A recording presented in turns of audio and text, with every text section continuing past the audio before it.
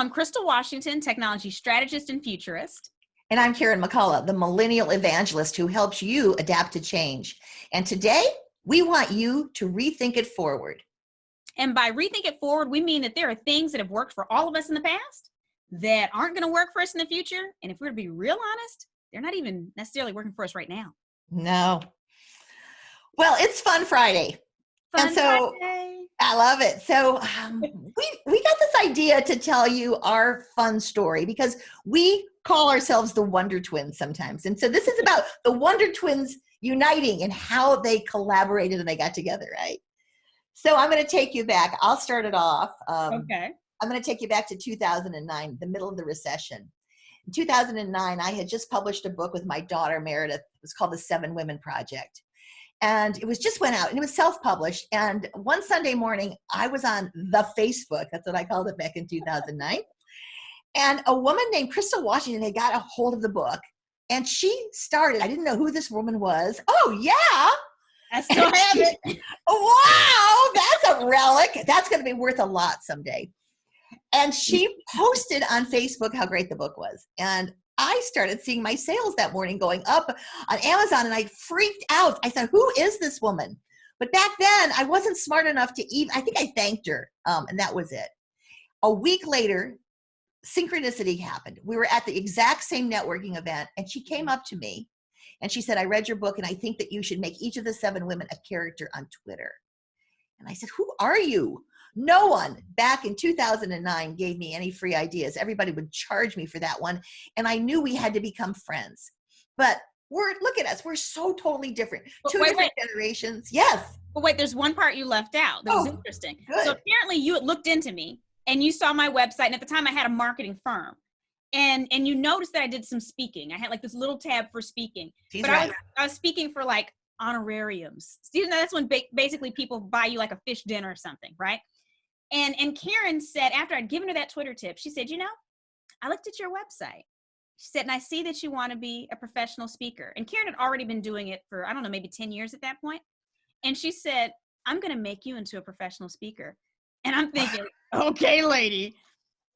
I remember. You know what? I didn't know how we got to that because I do remember you as a marketing guru.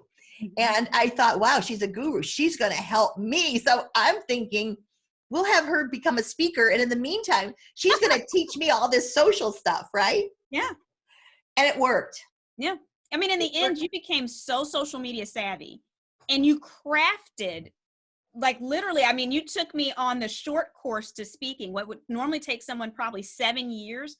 You got me there in like under a year to get to a certain point. And I think what you said was really key is the fact that we had different skill sets and different perspectives, and we were just learning from each other the whole time. It was so amazing to me because I'd never reached out to somebody. I'd always kind of been a little bit intimidated by the technology, but we clicked and we're different in every way imaginable. And I'm so glad because I didn't remember how I got you on that stage, but we opened a company back then called Social Tunities. This was Crystal's idea. And we taught mostly baby boomers the opportunities of social media on live on a stage. And it worked for a long time. Well, not really that long because when it really started working, Crystal was so good as a speaker that she told me in her little millennial way that she was done with Social Tunities. She was going off on her own. Talk about millennials quitting on you. I could have done that for years, but it was over. It was fun. It was a lot of fun, but it was just a lot of work putting on live events, but it was very lucrative. So it was a great partnership, which that's why Karen probably thought I was crazy because when I ended it, we were making a lot of money. Oh, it was like pulling the plug. But so now let's go to today. Let's actually go to a month ago. A month ago, I am in my house panicking because I'm wondering, where am I going to go? What am I going to do? I've got to learn how to do all of this technology. And I got a call. Yeah, I called Karen and I'd been thinking, I was like, there's all these people that are in need of just practical advice. We've been through different things in our own businesses and our own lives. And we both have very strategic approaches to things though. And we're fun and we're silly and we're fun dynamic. And so I was like, I wonder if Karen would be interested in us putting together like some videos and podcasts. So that's when I called her. She called and she chose me. And I thought, I mean, I thought this whole story through and I thought it's a circle. We've come because to be honest with you, I didn't know what I was going to do. And I'm not that good on this, although every day I'm doing things and I'm learning and I'm excited about doing this, but I wouldn't have been if I didn't get the call. I didn't get the call that she actually came into my life again and we're creating something that's new and different. And, and we're both learning along the way. I know for me, you have much stronger writing skills than I do. And you're more creative and funny. So like if people see the thumbnails of our videos on YouTube, you'll see the progression and you'll be able to tell the exact point where Karen started submitting thumbnail ideas, because that's when they got fun and funny, right? So I think, we both pull from different knowledge sets and it makes us richer in the process.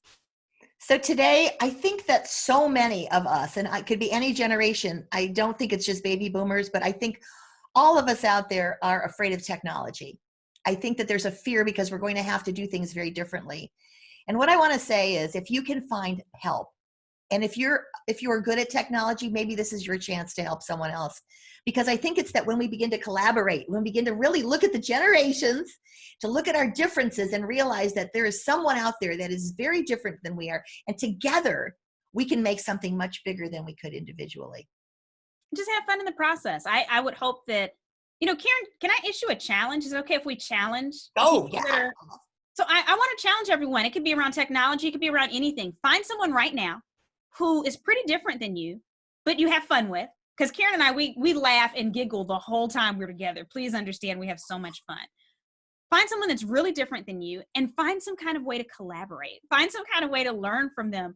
Even if it's just hanging out on playing Headspace or some type of game on an app, I don't care. But just connect with someone who's very different than you to just kind of learn something new.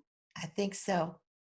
So have a great weekend, everybody. Go out there and collaborate and put your ideas down below. And we will see you again next Monday. Money Monday.